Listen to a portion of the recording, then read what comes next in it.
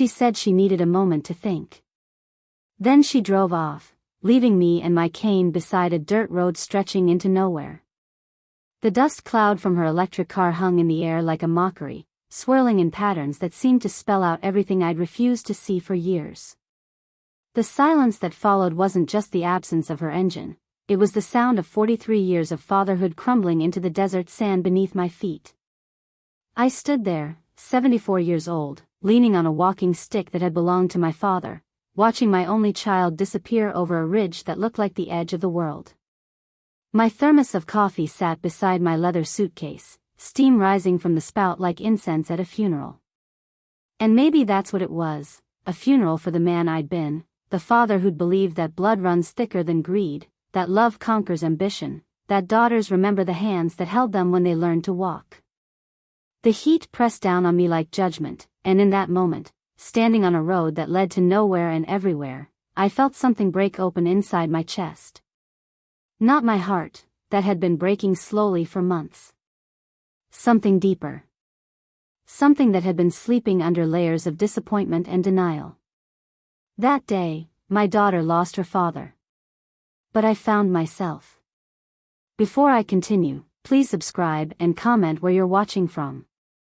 Because what I'm about to tell you isn't just my story, it's the story of every parent who's watched their child become a stranger, every father who's built an empire only to watch it become a prison.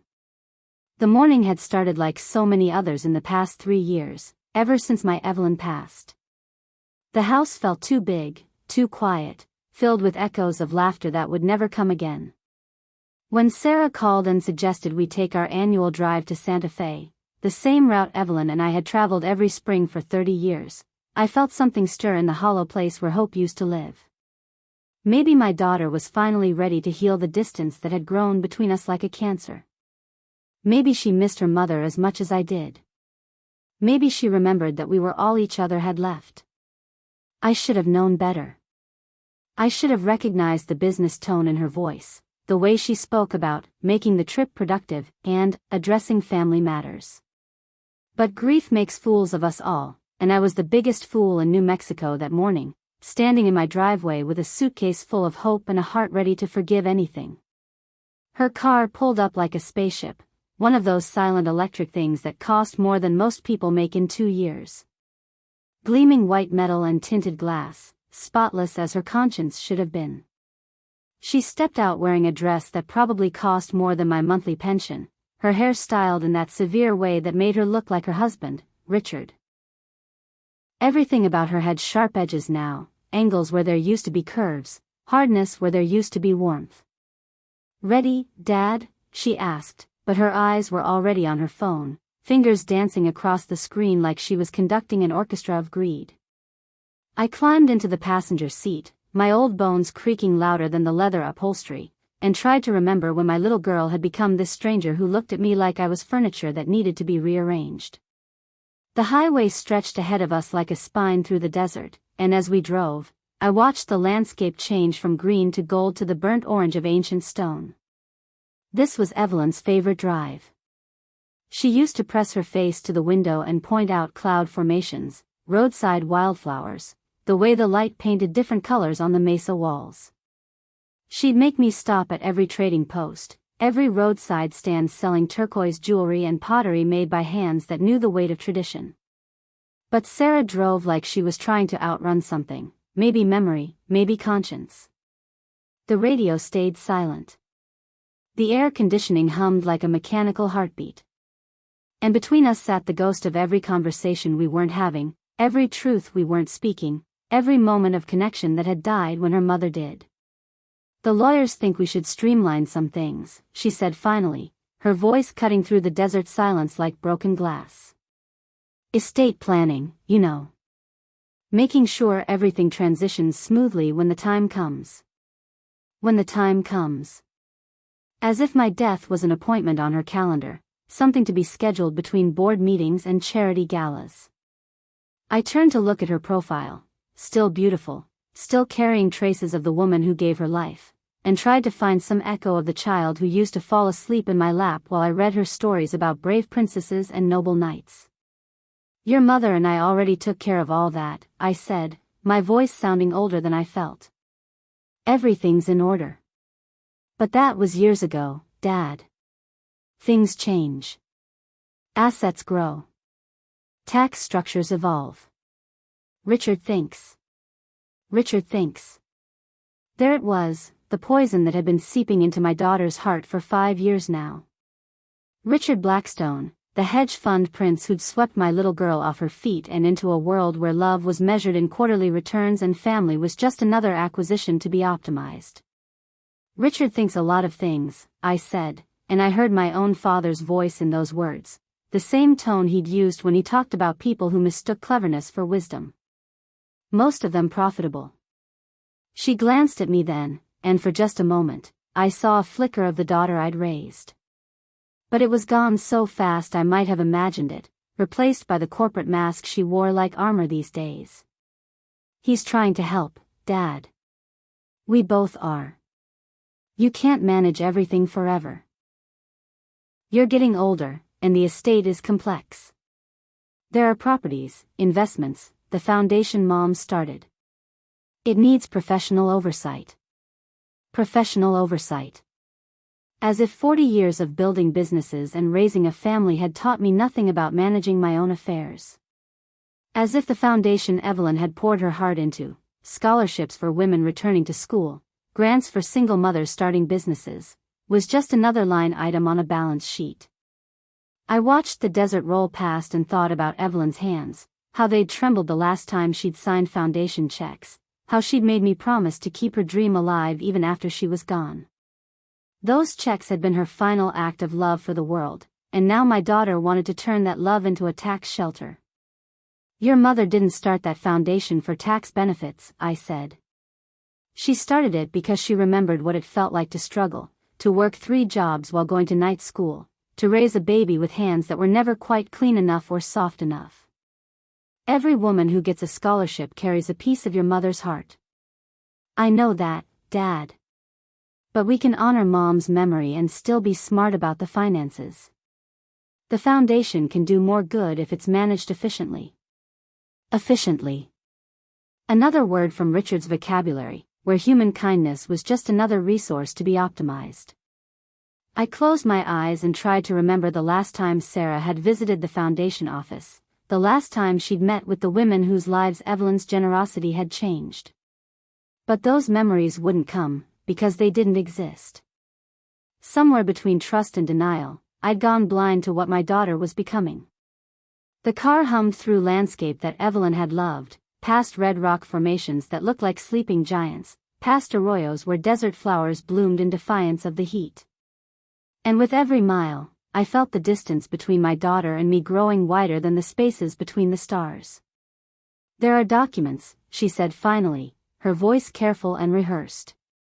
Succession papers. Power of attorney forms. Nothing dramatic, just preparation. Richard's lawyers have streamlined everything. You'd still have full control, of course, but there would be safeguards. Oversight. Help. Help. The word tasted like ashes in my mouth. I thought about the morning Evelyn died, how Sarah had arrived at the hospital with her phone already buzzing, how she'd taken calls in the hallway while I held her mother's cooling hand. I thought about the way she'd talked about arrangements and efficiency, even then, how she'd wanted to rush through the funeral planning like it was a business transaction. I don't need help managing what's mine, I said. I built every dollar of that estate with my own hands, my own sweat, my own sleepless nights worrying about putting food on the table and shoes on your feet. I think I can manage it for whatever years I have left. Her knuckles went white on the steering wheel. This isn't about your capabilities, Dad. It's about being realistic. You're 74 years old. You use a cane. You forget things sometimes. What happens if you have another fall, another health scare? What happens to everything Mom built, everything you built, if there's no plan? Another fall. She was talking about the incident 6 months ago, when I'd slipped on ice and spent 2 days in the hospital with a mild concussion. Sarah had descended on me like a corporate vulture, bringing lawyers and accountants and clipboards full of papers that would protect me from my own mortality. I'd refused to sign then, and the temperature between us had dropped to match the winter weather. "I'm not dead yet," I said. "Despite what your husband's timeline might suggest." "Don't." Her voice cracked like a whip. "Don't make this about Richard. This is about us, about family, about making sure you're taken care of." Taken care of. Like I was already an invalid, already incompetent, already a burden to be managed rather than a father to be loved. I stared out at the desert and wondered when my daughter had started seeing me as a problem to be solved instead of a man who'd given her everything he had to give. The silence stretched between us like a chasm, filled only with the whisper of tires on asphalt and the mechanical breathing of the air conditioning. I thought about Evelyn, about how she'd sit in this same passenger seat and tell me stories about the landscape, about the ancient peoples who'd walked these same desert paths, about the way the light changed everything it touched. She'd had a gift for seeing beauty in harsh places, for finding hope in the most desolate stretches of earth. But all I could see now was the growing distance between what I'd hoped this trip would be and what it was becoming. Sarah wasn't here to remember her mother with me. She wasn't here to heal the wounds that grief had torn between us. She was here to close a deal, to secure an inheritance, to check another box on Richard's master plan for optimizing the Blackstone family empire. "You know what your mother used to say about this stretch of road?" I asked, trying one last time to reach the daughter I'd raised instead of the stranger she'd become. "What?" Sarah's voice was distracted, distant. She said it looked like the surface of hope. All that empty space waiting to be filled with dreams. I turned to watch my daughter's profile, looking for any trace of the little girl who used to believe in dreams. She said that's what love was supposed to be, empty space that two people fill together, mile by mile, year by year. Sarah's jaw tightened. Mom was always poetic about things. But poetry doesn't pay for nursing homes or medical bills or maintaining an estate worth $47 million. $47 million. She'd calculated it down to the last penny, reduced everything Evelyn and I had built together to a number on a spreadsheet. I felt something cold settle in my chest, something that might have been the death of hope or the birth of clarity. "Is that what you see when you look at me?" I asked. "Dollar signs?" "I see my father," she said, but her voice lacked conviction. "I see someone I love who's getting older and who needs to be realistic about the future." Love. The word fell flat between us, hollow as an empty promise. Real love doesn't calculate inheritance values while the giver is still breathing. Real love doesn't measure a father's worth in quarterly projections and tax advantages. Real love sits with dying mothers and grieving fathers without checking the time on diamond-studded watches. "Pull over," I said. "What?" "Pull over. I need some air." Sarah glanced at me with something that might have been concern or might have been irritation. "We're in the middle of nowhere, Dad. The next town is 40 miles. I said pull over. She sighed and guided the car onto a dirt shoulder that stretched like a scar across the desert floor. The engine went silent, and suddenly we were surrounded by the kind of quiet that exists only in places where humans haven't yet learned to shout over the sound of their own machinery. I opened the door and stepped out, my cane sinking slightly into the soft earth. The heat hit me like a physical force, but it felt clean somehow, honest in a way that air conditioning never could be. I walked a few steps from the car and stood looking out at a landscape that stretched to the horizon without apology or explanation. Behind me, I heard Sarah's door open and close. Her heels clicked against the hardpan like a countdown timer. "Dad, what are you doing?" "We have a schedule to keep." "A schedule." Of course we did. Everything in Sarah's world happened according to schedule, including conversations with her dying father about signing away his life's work. "I'm thinking," I said without turning around.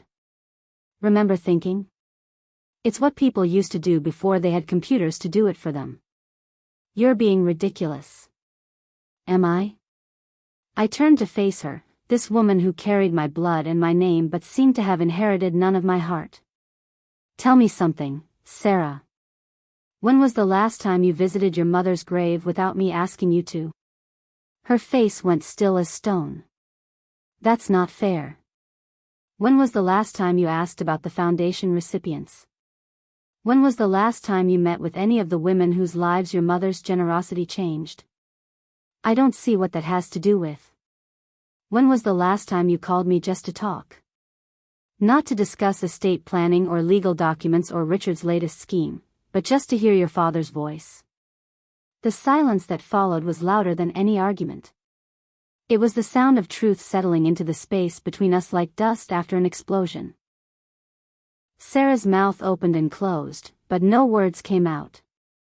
Her phone buzzed, and she glanced at it automatically, the way addicts glance at their fixes. You can't answer, I said. Because the answer is never. You haven't done any of those things since your mother died, maybe even before. You've been too busy turning our family into a business plan. That's not true. But her voice was weak, defensive. Isn't it? Tell me, what was your mother's favorite flower? Dad, I don't. What was her favorite song?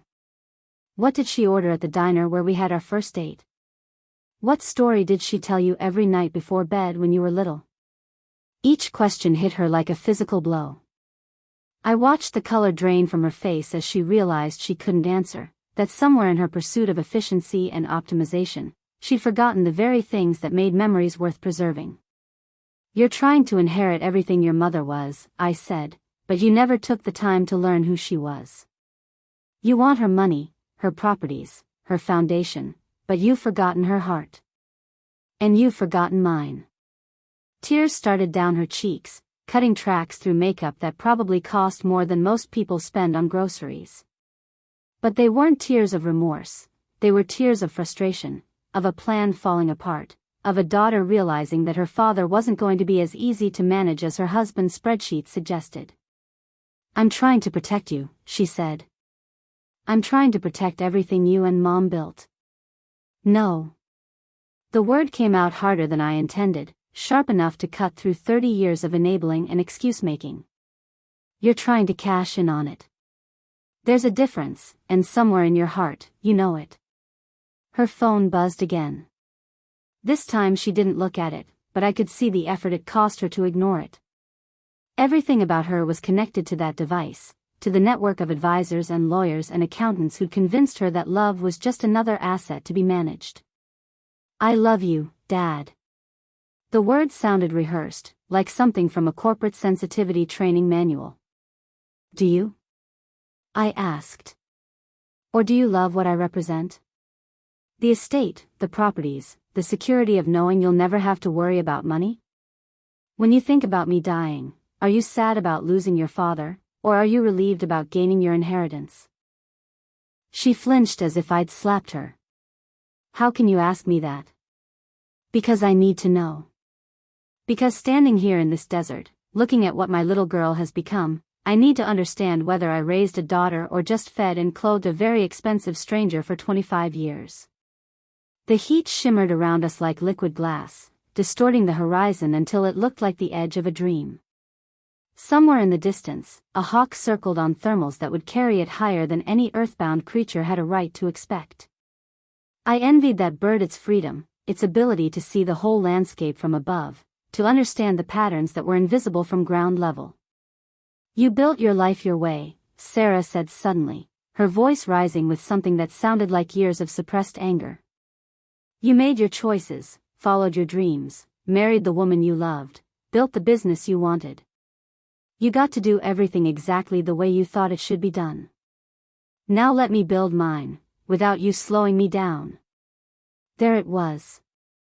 The truth she'd been dancing around for months, maybe years. I wasn't her father anymore, I was an obstacle to her ambitions, a speed bump on her highway to financial optimization. The man who'd taught her to ride a bicycle and helped her with homework and walked her down the aisle had become nothing more than a delay in her acquisition timeline. I felt something break inside my chest, not cleanly like a bone, but messily like a heart that's been stretched too far for too long.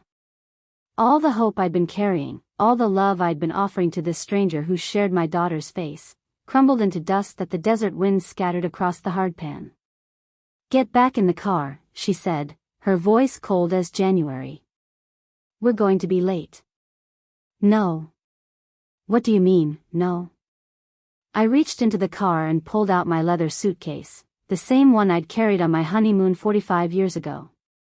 I set it on the ground next to my thermos of coffee, and for the first time in years, I felt something like peace settle into my bones. "I mean no," I said. "I'm not getting back in that car. I'm not signing your papers. I'm not participating in your plan to turn my life into line items on Richard's balance sheet." Her face went white with shock and something that might have been panic. "Dad, you can't just, we're in the middle of the desert. It's 97 degrees. You could die out here. Better to die as myself than live as your managed asset." She stared at me for a long moment, and I could see the calculations running behind her eyes. How much trouble would it cause if something happened to me? How would it affect the estate planning?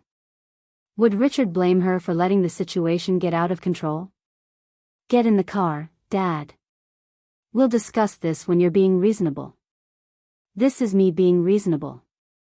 For the first time in 3 years, this is me thinking clearly. I picked up my suitcase and started walking away from the car, toward a horizon that promised nothing but space and silence and the kind of honesty that only comes from being truly alone. "Where are you going?" she called after me. "I don't know," I said without turning around. "But anywhere is better than where you're trying to take me." I heard her car door slam, heard the engine start with its whisper-quiet efficiency. For a moment, I thought she might drive slowly beside me, might try one more time to convince me to get in, to be the obedient father she needed for her paperwork to make sense. Instead, I heard the gravel spray as she accelerated, heard the sound of her departure growing fainter and fainter until it was swallowed entirely by the desert silence. I turned around just in time to see her car disappear over a ridge, leaving behind nothing but a dust cloud that hung in the air like a question mark. In the space her car left, I heard my own name for the first time in years. Not Dad, spoken with impatience or obligation, not Father, written on legal documents and estate plans, but my actual name whispered by the wind through the sagebrush and carried across miles of empty sky. Harold. The name Evelyn had spoken with love, the name my friends used when they wanted to be heard, the name I'd almost forgotten belonged to me. I stood there for a long time, letting the heat and silence work their way into my bones. The sun was merciless, but it was an honest cruelty, not like the gentle violence my daughter had been practicing for months. The desert didn't pretend to care about my comfort or my convenience, but it also didn't pretend to love me while planning my funeral. A truck appeared on the horizon, growing larger as it approached like hope materializing out of heat shimmer. It slowed as it reached me, and the driver, a weathered man in a cowboy hat, rolled down his window. "You all right out here, partner?" His voice carried the kind of rough kindness that comes from people who've learned to look after each other in hard places. I thought about lying, about making up some story that would make sense to a stranger. Instead, I told him the truth. "My daughter left me here," I said. "We had a disagreement about money." He nodded as if family betrayal was just another variety of desert hazard, common as rattlesnakes and twice as poisonous. "Hop in. Town's about 20 miles up the road." I climbed into his truck, grateful for the worn bench seat and the country music playing softly on the radio. The man didn't ask questions, didn't offer advice, just drove steadily towards civilization while I watched the landscape scroll past like the pages of a story I was only beginning to understand. "You know," he said finally, "I had a similar situation with my boy a few years back. Different details, same basic problem. Money makes people stupid sometimes, makes them forget what really matters." "What did you do?" He was quiet for a while, considering his words like a man who'd learned the weight they could carry. "I stopped enabling his stupidity. Sometimes you got to let people fall down before they remember how to stand up. We drove the rest of the way in comfortable silence, and when he dropped me off at a bus station in a town that looked like it had been forgotten by time and remembered by hope, he offered me a piece of advice that would echo in my head for days to come. You can't rebuild a house with thieves still inside it. The bus ride home took 6 hours, 6 hours of watching desert give way to farmland give way to the outskirts of the city where I'd spent most of my life. 6 hours to think about daughters and inheritances and the difference between love and transaction. 6 hours to remember who I'd been before grief made me vulnerable to other people's greed. By the time I reached my front door, dragging my leather suitcase behind me and leaning more heavily on my cane than I had in months, I knew what I had to do. The house was exactly as I'd left it that morning, too big, too quiet, filled with echoes of laughter that would never come again. But something had changed in the hours I'd been gone. Maybe it was me. Maybe it was just the way the afternoon light fell through windows that Evelyn had chosen, painting everything in shades of gold that reminded me why we'd fallen in love with this place 40 years ago. I made tea in the kitchen where my wife had made 10,000 meals, using the same kettle she'd inherited from her mother and passed on to Sarah, who'd given it back to me after the funeral because it didn't match her kitchen's aesthetic. I sat at the table where we'd eaten breakfast every morning for decades, where we'd helped Sarah with homework and planned vacations and dreamed about grandchildren who would never come. The silence wasn't oppressive anymore. It was full of possibility, pregnant with the kind of quiet that comes before great changes. I sipped my tea and thought about phone calls I needed to make, papers I needed to sign, doors I needed to lock against people who mistook access for love. If she could leave me in the desert, I could leave her in the dark. The next morning, I called Harold Mendez, the lawyer who'd helped Evelyn and me plan our estate 20 years ago. Harold was old school, the kind of attorney who still believed that legal documents should serve human purposes rather than the other way around. He'd known Evelyn since college, had been at our wedding, had held Sarah when she was just hours old. Harold, I said when he answered his phone with the same gruff warmth he'd used for 30 years, I need to see you today. We have some papers to rewrite. His office hadn't changed since the Carter administration, wood paneling, leather chairs that had been old when I was young, law books that had been superseded by computer databases but kept for their weight and wisdom. Harold himself looked like a character from a Western novel, all silver hair and steady eyes and hands that had signed more contracts than a recording executive. Tell me what happened, he said, and I did. I told him about the desert road and the business tone in my daughter's voice and the way she'd calculated my net worth down to the last penny. I told him about Richard's plans and Sarah's priorities and the moment when I realized that somewhere between trust and denial, I'd lost not just my daughter but my own sense of self-worth. Harold listened without interruption, making notes on a yellow legal pad with a fountain pen that had probably cost more than most people's cars. When I finished, he set down his pen and looked at me with eyes that had seen enough family disasters to fill a library of cautionary tales. What do you want to do about it? I thought about that question for a long moment, thought about the difference between revenge and justice, between punishment and protection. I thought about Evelyn and the foundation she'd built with such love and hope, about women who needed second chances and scholarships and the kind of help that couldn't be optimized or streamlined or turned into tax advantages. I want to protect what she built, I said. I want to make sure it survives people who see it as an asset rather than a mission. Harold nodded slowly. That's going to require some significant changes to your estate plan. Then let's make them. We spent the next 3 hours going through documents that represented a lifetime of careful planning. Property deeds, investment accounts, insurance policies, the complex architecture of wealth that Evelyn and I had built together penny by penny, decision by decision, dream by dream. Harold explained options and implications, tax consequences and legal requirements, the difference between revocable and irrevocable, between protection and punishment. By the time we finished, my estate plan looked nothing like the document Sarah and Richard had been so eager to optimize.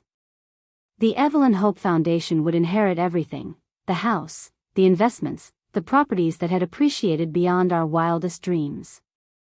Sarah would receive a trust fund that would keep her comfortable but not wealthy, supported but not spoiled. And control of everything, every decision about how Evelyn's legacy would be used, would rest with a board of directors chosen for their integrity rather than their relationship to me. This isn't vengeance, Harold said as we signed the final documents. This is correction. He was right. I wasn't trying to hurt my daughter, I was trying to save her, to remove the temptation that had turned her heart into a calculator and her love into a business plan. The money that had poisoned our relationship would be used to help women who understood its real value, women who would use second chances to build lives rather than optimize assets. I left Harold's office feeling lighter than I had in months, as if I'd been carrying a weight I hadn't realized was there. The afternoon sun painted the city in shades of gold and amber, and for the first time since Evelyn died, I found myself looking forward to tomorrow. That evening, I called a locksmith. The man who came to my door was young and efficient, with tools that gleamed like surgical instruments and a manner that suggested he'd changed more locks than a prison warden. I watched him work, listened to the sound of metal on metal, the grinding of drills and the snap of deadbolts that would keep out everyone who didn't belong. Each screw he turned was a bond one severed with a daughter who'd forgotten how to be a daughter. Each tumbler he replaced was a wall I built between myself and people who mistook my generosity for weakness. When he handed me the new keys, they felt heavier than the old ones, weighted with possibility and protection and the kind of finality that comes with making hard choices. Somewhere across town, in the penthouse apartment that Richard's hedge fund profits had bought, my daughter was discovering that her credit cards had been declined at the boutique where she bought handbags that cost more than some people's cars. Her phone was buzzing with calls from financial advisors who couldn't explain why accounts that had been accessible that morning were suddenly frozen. By evening, she'd be receiving an envelope from Harold's office, thick with legal documents that would explain everything she needed to know about her new financial reality. But that night, in the house where Evelyn and I had built our life together, I slept better than I had in months. The new locks on my doors weren't just keeping out unwanted visitors, they were keeping in the peace that comes from knowing you've finally stopped enabling other people's greed. The confrontation came 3 days later, in Harold's office, with Sarah and Richard sitting across from me like prosecutors at a trial. She'd lost weight in the 72 hours since her financial world had collapsed, and there were dark circles under her eyes that makeup couldn't hide. Richard looked like a man who'd just watched his retirement plan evaporate, which was essentially what had happened. "This is insane," Sarah said, her voice shaking with something that might have been rage or might have been fear. "You can't just cut me out of everything. I'm your daughter." "Yes," I said, and my voice was calmer than I'd expected it to be. "You are. And I've spent the last 3 years watching you forget what that means." The documents were spread across Harold's conference table like evidence at a crime scene, the old estate plan that had made Sarah the beneficiary of everything, and the new one that made her the recipient of enough money to live comfortably but not extravagantly. The foundation would get the rest, would use it to help women who understood the difference between opportunity and entitlement. "You can't do this," Richard said, leaning forward with the aggressive posture of a man accustomed to intimidating people into compliance. "We'll contest it. We'll prove you were coerced, that you weren't mentally competent when you signed these papers." Harold cleared his throat, a sound that managed to convey both amusement and warning. "Mr. Blackstone, I've been practicing law longer than you've been alive. These documents were prepared with full knowledge of your interests in the outcome. Everything was done according to the highest legal standards, with appropriate witnesses and medical evaluations of my client's competency. Any contest you file will be expensive and unsuccessful." Sarah's face crumpled, and for a moment I saw the little girl she'd been, the child who'd run to me with scraped knees and broken toys, trusting that Daddy could fix anything. But that little girl had been replaced by this woman who saw her father's death as a business opportunity, who calculated love in quarterly returns and measured affection in tax advantages. "I never wanted to hurt you," she whispered. "I just wanted to help, to make sure you were taken care of." "No," I said, and the word came out gentler than I'd intended. "You wanted to manage me. You wanted to turn me into an asset on Richard's balance sheet, something to be optimized and controlled until it was time to liquidate my holdings.